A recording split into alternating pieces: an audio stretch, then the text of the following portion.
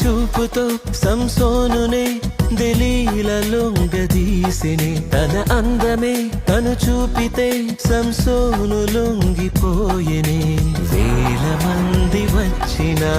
లొంగలేదులే ఒక్క చూపు చూపితే గుట్టు చెప్పెనే అందమే మోసకరమని తండ్రి చెప్పెలే సృష్టినే చూడడానికే దృష్టి ఇచ్చెనే మోహపు చూపులే అవి పాపమైపోవులే నీ కన్ను చెడినదైతే తనువు చీకటైపోవునే నీవు చూడడానికే కన్నులు